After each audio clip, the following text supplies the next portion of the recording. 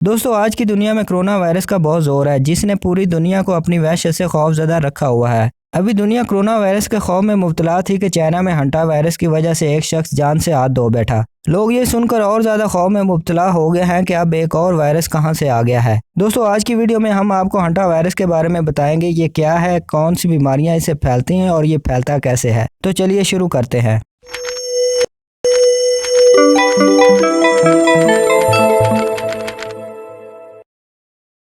तो सवाल है, what is hanta virus. Hanta virus viruses के उन खानदान से तल्लक रखता है जो कि रोडेंट्स जानवरों की वजह से इंसानों में फैलता है और मुख्तलिफ बीमारियों का सबब बनने वाले सिंड्रोम को इंसानी जिस्म में दाखिल करता है। रोडेंट्स जानवर कुतरने वाले जानवर होते हैं जैसा कि चूहे, गुलैरियां और कुछ कुत्ते वगैरह होते हैं।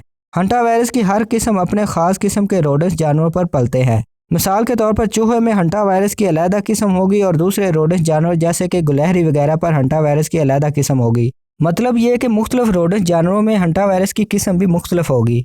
जैसा कि दुनिया में मुख्तलिफ जगहों पर मुख्तलिफ किस्म के जानवर होते हैं, इसी तरह रोडेंट्स जानवरों की इकसाम भी मुख्तलिफ इलाकों में मुख्तलिफ होती हैं और इसके साथ ही इन रोडेंट्स जानवरों पर हंटा वायरस भी मुख्तलिफ इकसाम के होते हैं। ज़्यादातर अमेरिका में रहने वाले रोडेंट्स जानवरों पर पलने वाले हंटा वायरसेस को न्यू वर्ल्ड कहा जाता है, जो कि हंटा वायरस पल्मोनरी सिंड्रोम यानी कि HBS बीमारी फैलाने का बायस बनते हैं। यूरोप और एशिया के रोडेंट्स जानवरों पर पलने वाले हंटा वायरसेस को ओल्ड वर्ल्ड कहा जाता है, जो कि HFRS यानी कि हेमोरहैजिक फीवर विद रीनल सिंड्रोम की वजह बनते हैं। दोस्तों अब हम बात करते हैं HBS के बारे में, यानी कि हंटा वायरस पल्मोनरी सिंड्रोम के बारे में। HBS इंसानों में एक बहुत ही शदीद और जानलेवा सांस की बीमारी है। इसकी अलामात 1 से 8 दिनों के अंदर अंदर जाहिर होती हैं। इसकी शुरुआती अलामतों में थकावट, बुखार, पट्टों में खिंचाव वगैरह शामिल हैं।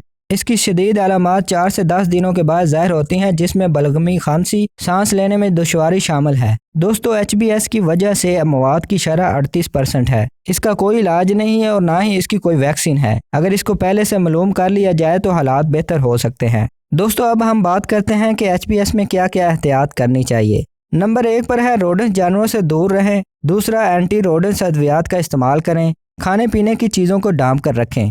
दोस्तों अब हम बात करते हैं HFRS यानी कि हेमोरहैजिक फीवर विद रीनल सिंड्रोम। इसकी अलामात 1 से 2 हफ्तों में शुरू हो जाती हैं। शुरुआती अलामात में सर दर्द, पेट दर्द, कमर दर्द, बुखार, सुस्ती, धुंधलापन वगैरह है। इसके अलावा खारिश और आंखों का लाल होना भी इसकी अलामात में शामिल है। देर से होने वाली अलामात में लो ब्लड प्रेशर, जिस्म के झटके, गुर्दे फेल होना शामिल है। दोस्तों इस बीमारी के ठीक होने में कम से कम 1 हफ्ता और ज़्यादा से ज़्यादा 1 महीना लगता है। इस बीमारी की वजह से मरने वालों की शरह 5 से 15% है। दोस्तों अब हम बात करते हैं कि HFRS में क्या क्या एहतियात करनी चाहिए। नंबर 1, रोडेंट्स जानवरों से दूर रहें। दूसरा, एंटी रोडेंट्स अद्वियात का इस्तेमाल करें। 3, रोडेंट्स जानवरों के पेशाब, थूक वगैरह से दूर रहें। और आखिर में घरेलू सफाई का खास ख्याल रखें।